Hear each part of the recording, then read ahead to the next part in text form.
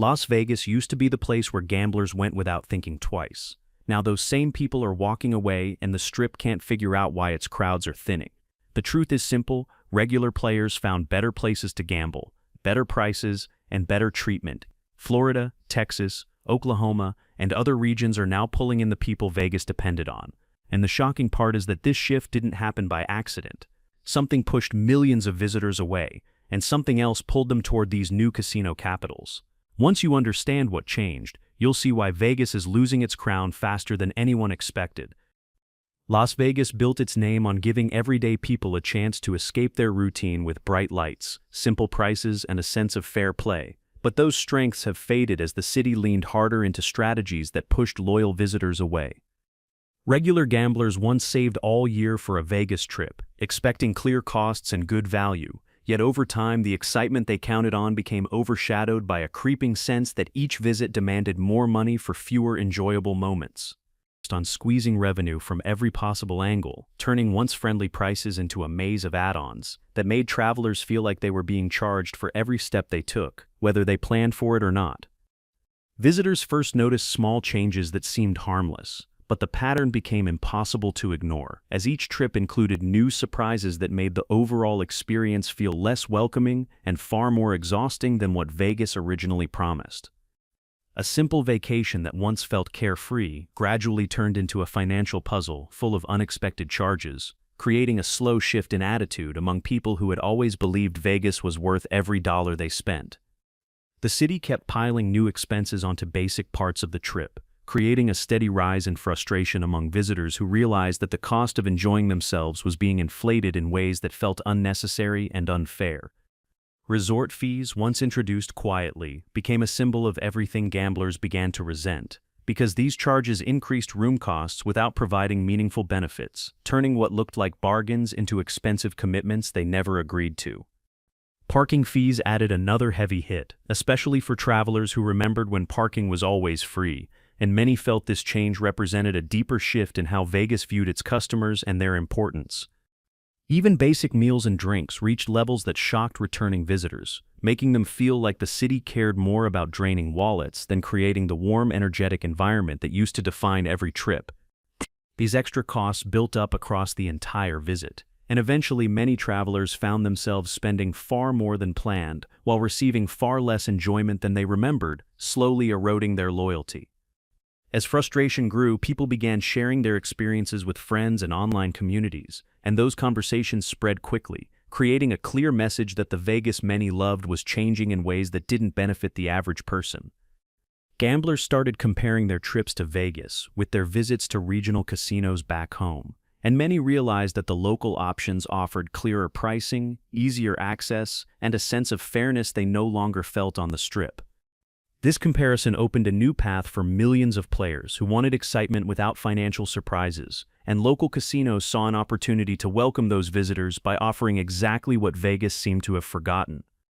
States like Florida, Texas, and Oklahoma stepped into this gap with a bold approach built around transparency and convenience, and their casinos grew quickly because they focused on the everyday gambler rather than chasing only the biggest spenders. Visitors could drive in, enjoy a few hours of entertainment, eat at reasonable prices, and return home without booking flights, paying heavy fees, or worrying about being hit with unexpected charges at every turn. This simple, accessible experience became a powerful advantage that Vegas could not compete with, because regional casinos offered easy weekend trips without the stress and high cost that had taken over the Strip. Florida emerged as a standout example, with a range of casinos that attracted players of all kinds by offering steady promotions, simple pricing, and an atmosphere that made people feel respected and welcomed rather than pressured.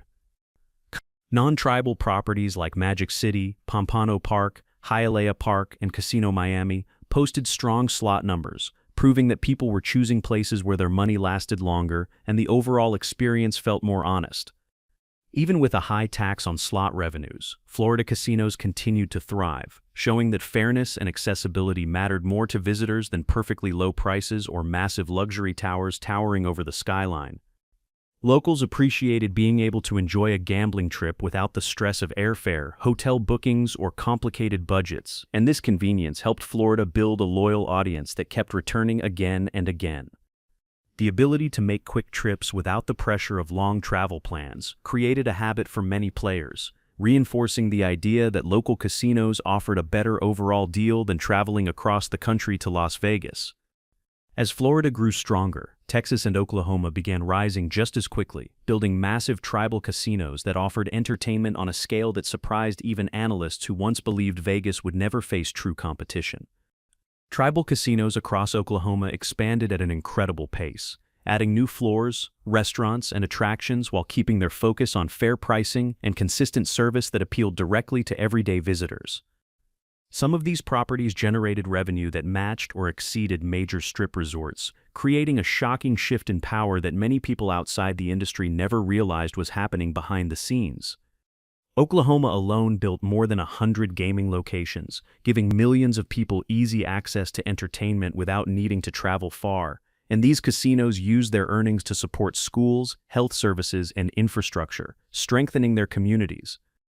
These casinos proved that gamblers cared more about feeling valued than flashy marketing, and their steady growth showed how quickly people shifted their loyalty once they realized they could enjoy familiar games without the financial stress that had begun to define trips to Las Vegas. Florida's success became a clear warning sign for Vegas, because the steady rise in slot play and returning customers revealed a new preference among gamblers who now prioritized comfort, respect, and predictable spending over the loud promises that once defined the Strip. As more players embraced shorter trips closer to home, the old idea that Vegas held a special, unmatched position in American gambling slowly weakened, creating a change that spread far faster than the city expected or prepared for. People who once felt obligated to plan expensive Vegas trips started enjoying spontaneous visits to nearby casinos, and this freedom became a powerful motivator because it allowed them to control their spending instead of navigating surprise charges they never agreed to. Florida's rise continued shaping national trends, and many visitors began talking about how their money stretched further there, reinforcing the idea that fairness and transparency mattered far more than the bright lights that Vegas relied on to hide its growing list of fees. Texas and Oklahoma built on this momentum by expanding tribal casinos that competed directly with major entertainment destinations, and their growth forced analysts to admit that the biggest gambling battles were no longer happening in Nevada, but in fast-growing regional markets. These tribal casinos focused on consistent service, accessible pricing, and solid rewards programs, giving visitors a sense of appreciation they struggled to find in Vegas, where loyalty programs increasingly catered only to high rollers and premium guests. Their rapid expansion created a new reality, where millions of gamblers lived within easy driving distance of full-scale gaming resorts, and this convenience pulled countless visitors away from the Strip, which relied heavily on air travel and pricey hotel stays. Revenue numbers in Oklahoma and Texas shocked industry observers because many properties matched or approached the profits of major Strip casinos, proving that Las Vegas no longer held an exclusive claim to large-scale gambling success. Oklahoma's more than 100 gaming facilities created an unmatched network that dominated the region, offering everything from small local casinos to enormous resort-style properties that gave visitors more options than they could explore in a single weekend. The casinos used exclusivity fees to support local services like education and healthcare, building a strong relationship with their communities and creating a sense of trust that kept visitors returning regularly instead of saving up for expensive trips to Nevada. WinStar World Casino became the flagship example of this transformation, standing as one of the largest casinos on the planet and drawing huge crowds simply because it offered high-quality gaming within a short drive for millions of potential visitors. Its position on the Texas border gave it a massive advantage, allowing residents from major cities to skip long flights and complicated planning, replacing the traditional Vegas vacation with convenient weekend trips that still delivered all the excitement they wanted. This new pattern revealed how deeply geography influenced modern gambling habits, and analysts realized that Vegas could not compete with destinations that delivered similar experiences without demanding the same high costs or lengthy travel commitments. Many Texas residents who once traveled yearly to the Strip began shifting those trips to regional casinos, discovering that the games felt the same, the service felt better, and the spending pressure felt far lighter than anything they encountered in Las Vegas. Families and friend groups created new traditions built around these nearby trips, and these habits formed quickly because they allowed people to enjoy gaming experiences without draining their savings or navigating the complicated pricing tactics that Vegas embraced. Weekend visits became the new norm for millions of players, and this shift hurt Vegas more than any single event because it replaced the idea of a big annual vacation with frequent, affordable trips that delivered steady satisfaction without financial strain. Vegas underestimated the strength of this change, believing that its brand alone would keep visitors loyal, yet the growing number of regional casinos proved that value and convenience mattered far more than the city had assumed. As regional markets flourished, Vegas leaned harder into its high roller model, prioritizing premium rooms, private gaming areas, and exclusive events, while reducing attention on everyday gamblers who once filled casino floors and kept the Strip energy alive. Many casinos raised minimum bets and shifted their focus toward wealthy visitors, creating a divide that left regular players feeling overlooked and disconnected from the city they once viewed as their favorite escape. This strategy seemed profitable because high rollers spent heavily, but the approach ignored the thousands of rooms, restaurants, and entertainment venues that relied on steady foot traffic from ordinary tourists who kept the city running year-round. As this middle group faded from the Strip, the overall atmosphere shifted, and many visitors noticed quieter hallways, emptier floors, and a general loss of the busy electric feeling that once defined every trip to Las Vegas. The city continued raising prices while offering fewer perks, pushing countless visitors toward cheaper alternatives, and this steady retreat created long-term damage to the loyalty Vegas spent decades building through fairness, excitement, and hospitality. Regular players began avoiding Vegas altogether because they felt the city no longer cared about their experience, and this widespread change in attitude weakened the visitor base more than any economic slowdown or temporary setback ever could. The shrinking presence of ordinary tourists left the Strip deeply vulnerable, and as regional casinos grew stronger, the city realized it had created a dangerous reliance on a small group of high spenders while the rest of its audience quietly moved elsewhere. Vegas leaned heavily on the belief that the 80-20 rule would save its profits, but this mindset overlooked how the majority of guests brought the real energy, and losing them chipped away at the atmosphere that once separated the Strip from every other destination. Casinos invested in high-limit rooms and premium lounges that catered to wealthy visitors, yet each addition made regular players feel smaller and less welcome, slowly turning the city into a place that seemed designed for someone else entirely. Many travelers who once loved wandering through buzzing casino floors began noticing emptier sections and a softer overall noise level, and this shift signaled that the core customer base was thinning faster than most casino executives wanted to admit. The numbers still looked strong on paper because high rollers spent huge amounts, but the underlying health of the Strip weakened as thousands of middle-income visitors quietly pulled back from trips that no longer felt worth the rising costs. Even though Vegas tried to maintain the illusion of nonstop excitement, the fading presence of everyday tourists made it clear that the city's foundation was slowly eroding, and the signs became visible to anyone willing to look past the bright lights. As this happened, regional markets built even stronger connections with their communities by focusing on comfort, consistent service, and rewarding repeat visitors, giving people a sense of belonging that Vegas had stopped offering a long time ago. These casinos invested in upgrades like new restaurants, expanded gaming floors, and live entertainment that rivaled the Strip, yet they kept pricing simple so visitors never felt tricked by fees or pushed into spending more than they planned. Regional casinos learned that treating players with fairness created steady revenue, and this approach helped them grow even during times when Vegas struggled, proving that loyalty came from trust rather than aggressive pricing tactics. Some tribal casinos delivered hotel rooms, food, and entertainment experiences that matched or surpassed mid-tier Strip resorts, while still offering lower overall costs, giving visitors a level of value that felt completely absent during recent Vegas trips. By focusing on regular visitors instead of chasing only high-end guests, these properties captured a large audience of players who simply wanted clear prices, good service, and the ability to enjoy themselves without feeling financially drained. National gaming reports confirmed that revenue across commercial and tribal casinos continued rising year after year, and this trend highlighted how the industry was expanding even as Vegas struggled to maintain its old position. Analysts began pointing out that while gambling was booming across the rest of the country, the Strip was showing concerning signs of slowing momentum, revealing a widening gap between the city and its once loyal customers. New casinos opened across multiple states, giving travelers countless fresh options that felt modern, affordable, and easy to reach, weakening Vegas's claim that it offered the only true premium gambling experience worth traveling for. Visitors realized they no longer needed to spend hundreds on flights, hotels, and pricey meals just to play the same games available closer to home, and this new awareness pushed more players toward local alternatives. Canadian and Mexican travelers also scaled back their Vegas trips, noticing how the rising costs made visits feel less rewarding, and many decided that the excitement no longer justified the expensive travel and unpredictable spending. Middle-class American tourists felt this shift even more intensely because the fees, inflated prices, and constant add-ons turned what once felt like a fun escape into a financial burden they could no longer justify.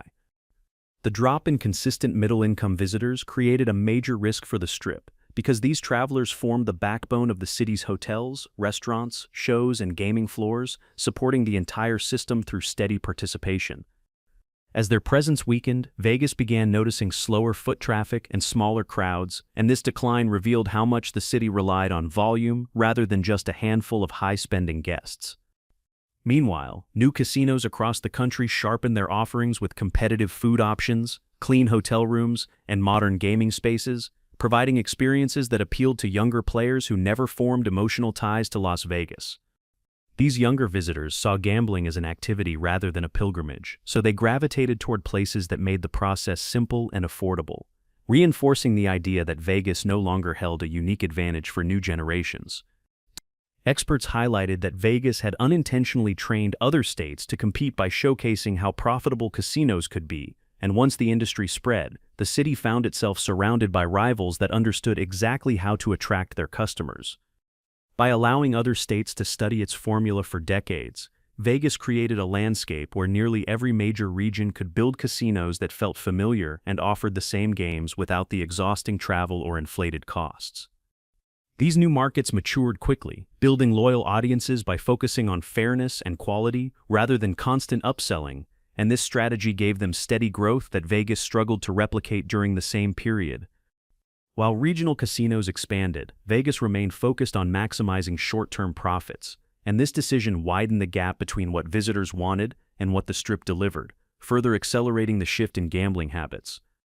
Loyalty programs in Vegas grew increasingly skewed toward high rollers, leaving casual players feeling unappreciated, and this imbalance pushed even more people toward nearby casinos, where their budgets still earned them rewards, recognition, and consistent respect. As casual visitors drifted toward nearby casinos, the Strip began losing the steady flow of players who once kept every table busy, and that slow drop in everyday activity revealed a deeper weakness than any single financial setback Vegas had faced before. International visitors who once helped maintain strong numbers also pulled back because the rising cost of flights, hotels, and food made Vegas feel less like a special trip and more like an expensive obligation they no longer felt motivated to maintain. Industry analysts noted how these overlapping changes combined into a steady decline, proving that the city's issues were not temporary swings, but long-term problems caused by decisions that ignored the needs of the average visitor.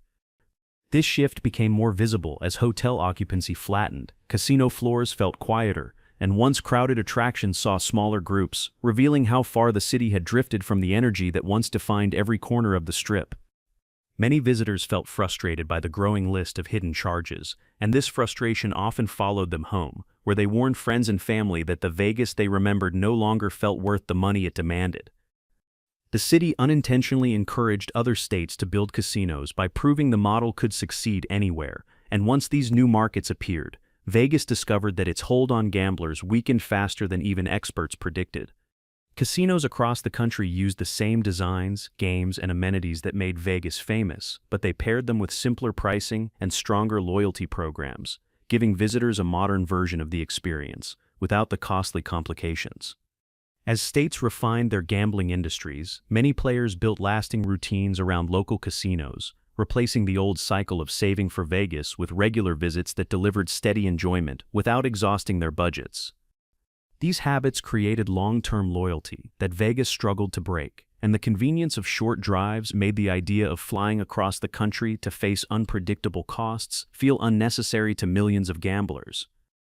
Corporate decision-making in Vegas doubled down on short-term profit strategies, but each increase in fees pushed more people away, creating a loop where the city compensated for shrinking crowds by raising prices even further. This loop slowly drained the goodwill that Vegas had built over decades, and many travelers who once promoted the city with enthusiasm now talked about how the excitement had been replaced with constant spending stress. Even loyal visitors felt pressured by high resort fees, elevated minimum bets, and inflated drink prices, and many realized that the money they spent in Vegas could last almost twice as long at nearby casinos that respected their limits. As these complaints spread across social media and travel forums, they shaped public perception faster than any marketing campaign could reverse, making new visitors cautious and convincing returning guests to explore alternatives first. The enthusiasm that once drew millions to the Strip faded, and the city began witnessing a slow shift in how people planned vacations, with more travelers choosing destinations that offered clearer value and less financial pressure. Regional casinos understood that their greatest advantage was treating every visitor like they mattered, so they built loyalty through fairness rather than spectacle, and this focus helped them steadily gain ground against the biggest name in gambling. As millions of gamblers redirected their spending, Vegas found itself facing a quiet exodus that grew larger each year, weakening its dominance and revealing that customers had more power than the city once believed. This exodus didn't happen with dramatic announcements or public statements. It happened through small decisions made by everyday people, choosing simpler, cheaper trips that fit their lives better than a long, costly weekend on the Strip. Regional casinos benefited greatly from these decisions, filling their floors with players who wanted to focus on entertainment rather than worrying about how much each part of their trip would cost them. Travelers found comfort in casinos where they felt welcomed, knowing their budgets would go further, and each positive experience pulled them even further away from returning to Vegas anytime soon. Vegas still believed its brand carried enough weight to overcome these changes, but the numbers showed a different story. People were choosing value and convenience over tradition, weakening the city's hold on its longtime reputation. Analysts warned that the Strip's approach created a fragile foundation, and unless the city adjusted its priorities, it risked losing even more ground to markets that understood exactly what gamblers wanted. Many experts pointed out that Vegas could easily regain momentum by dropping resort fees, lowering hidden charges, and offering fair minimums, changes that would immediately rebuild trust among the millions who once loved visiting. These adjustments could restore the sense of fairness that originally made Vegas famous, giving travelers a reason to return instead of feeling pushed into exploring casinos that delivered better value with less effort. But until Vegas chooses to make those changes, the shift toward regional and tribal casinos will continue to grow, and each year that passes strengthens the new gambling centers rising across the country. The city that once defined American gambling now faces the risk of losing its crown, and unless it reconnects with the everyday players who built its legacy, the future of Vegas will be shaped not by loyalty but by the customers who already walked away.